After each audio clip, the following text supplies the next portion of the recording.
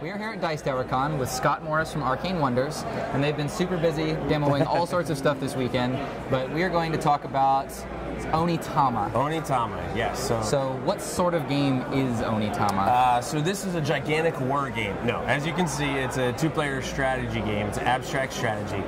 Oni Tama is going to be one of our games upcoming in the Dice Tower Essentials line, which many of the people here, being at Dice Tower Con, are familiar with. It's a line that started with Sheriff Nottingham last year. The games are all the voice of God. Everyone get ready to talk. Okay. All the games inside the Dice Tower Essentials are games that Tom loves. They're games that he has either found overseas or out of the country and wants to see them made more. But they're all held together by that one simple belief that they're games that he loves, that he thinks are essential to gamers' collections. This one was out of Japan. This was from a company called Conception. It did very well at Essen last year. We got a chance to take a look at it, and we just absolutely fell in love with it. As you can see, it's a very small game.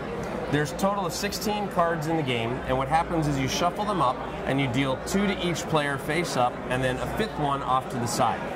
The concept of the game is very simple. I have my Omnio Monk, and I have 4 what's called Spirit Monks, and I'm trying to either get my Omnio Monk to the opponent's starting position, or I'm trying to capture their Omnio Monk by using any of my pieces to land on them chess style. So you may say, Scott, how do I move my pieces? Sure. I'm glad you asked. Each of the cards has a black space that shows you where your piece starts from, and then colored spaces that tell you where you can move your piece to. So if I, for example, wanted to use this mouse card and I wanted to move this character up 1, I could do that. But whatever card you use to move, you have to exchange with the card that's in the center. So I now know that my opponent is going to have access to this move in at least 2 turns. Because they're going to play one of their cards, and then they're going to exchange it with the card that's in the center. So we kind of use the tagline of, if I lose, I gave you the move to beat me, right? It's a very fast game. It literally plays in about 10 minutes, and since there's 16 different cards, they can get shuffled up, replayed, and there's a lot of replayability inside of this little game. There's also some cards, as you'll notice like this one, that have a line down the middle. They give you options, so you can do one or the other thing. In this case, I can move one of my pieces forward 1, or I can force my opponent's Omnio Monk to move forward 1 as well. So you get the option of one or the other.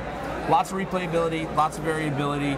It's something that we've had chess players like, people who like games like the Duke or things like that have really enjoyed it. Obviously it's abstract strategy, so if players like that, they like it. I think the funniest comment that I've heard all week while I've been here is a gentleman came by and played, and he told me, he said, I don't like chess, I don't like the Duke, but oh my goodness, I love this game. So it was really interesting. It appeals to all types of players, which is really cool. It's also, because it's just the cards and the pieces, we've seen kids come by, we've had 5-year-olds, 6-year-olds come by and play the game against each other. We've had 50-year-olds and 60-year-olds come by and play the game against each other. So it's been really, really cool to see the reception of it. Very cool. Yeah, we like it. We're very happy with it. Answered all of my normal gamut of questions. But I was actually kind of curious. You mentioned the Dice Tower Essential stuff. Yeah. Are there other titles in that line yet, or is this... Not yet, but they're in the motion. Okay. So Sheriff Nottingham was the first one. That's been wildly successful and won Origins Board Game of the Year award this year. I'm very, very happy with that one. This one is under development with some artwork upgrades for it right now. This is going to be out later this year, hopefully around October, November timeframe. We're also working on 2 other games. One is called City of Gears from Chris Leader, who's the designer for Roll For It. That is a very different game. It's a Euro worker style placement kind of game, but it's played over a modular board. So there's, again, similar to how there's a lot of replayability here with the different cards. Yeah. City of Gears offers a lot of replayability with different setups of the board and how it's going to change each game. And that's going to come out either later this year or early next year, depending on some of the manufacturing things that we're working on with that. And then the third one is a game called Royals, which is by Peter Hawes, which is a set collection and influence game, like area control type game. So again, all very different games thematic-wise and mechanic-wise, but they're all kind of held together by that bond that these are games that Tom loves, things that he thinks are essentials to gamers' collections. So, I know every year you guys always seem to be developing your Mage Wars franchise a lot too. Is there anything new coming out with that, or? Yes, actually, just at Origins we released a game called Mage Wars Battlegrounds. It's an expansion to the new Mage Wars arena. Battlegrounds, in the past, most of our things, you can see some of the tiles here. So in the past, a lot of what our expansions did was they would introduce new mages to the game. What Battlegrounds does is it introduces modular tiles to the game. So before, where I'm playing over a static board of a 4x3 area, this allows me to make something small like this, which is a 2x2 area. I can make something abstract or long or any style I want to make, so it varies up the play of the game. But instead of adding new mages to the game, what it'll do is actually add new rule sets to the game. So this has a rule set called Domination, which if you played video games, it's very much like that. Yeah. There's points in the arena that you can capture, and then you can gain victory points on them. So in the past, where we may go into a battle where I'm trying to defeat you and get your health down to 0, now I could try and race and get victory points. And then you have the decision, do I try to race him in victory points and beat him, or do I just come in and try to crush him and defeat him and win that way? So it shakes up how to play the game, gives experienced players a whole new set of cards to add into their player pool, also gives them a way to introduce new players to the game with different variable rule sets and things like that. We're probably only going to be doing one Battlegrounds a year, but because they're going to be adding new rule sets and things like that, we're working on a lot of really cool things. We have like King of the Hill under works, we have a dungeon crawl in the works, so lots of really cool things to just kind of experience Mage Wars in a new and a fresh way.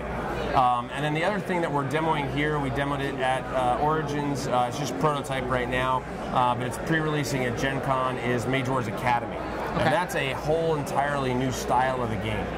Mage Wars Academy is basically Mage Wars as you know it, with no board. It's completely boardless, highly portable. I have a spellbook, you have a spellbook, but it's very simplified in that I play everything in front of me, you play everything in front of you. I will activate my creatures to attack you, you'll do the same thing to me, and it's kind of mano-a-mano, we go back and forth. Yeah. It plays very, very fast, plays in like 20 to 30 minutes. So it's designed as like an introductory product to the world of Mage Wars. There may very well be many people who buy that game and only want to play that style of game, and that's tremendous because we're going to be creating expansion packs for it, new mages for it, we're going to have tournament, organized play available for it. But the nice thing about it is that if you make a heavy investment in it, all those cards go with you into Mage Wars Arena, so I can take everything with me and I can move up to the larger game and not lose any of my investment at all. So gotcha. Quite a bit happening, everything and anything under the sun right now. So. Well, I know you guys are super busy, so thank you for your time. Awesome. Thank you. Appreciate it. We love you guys.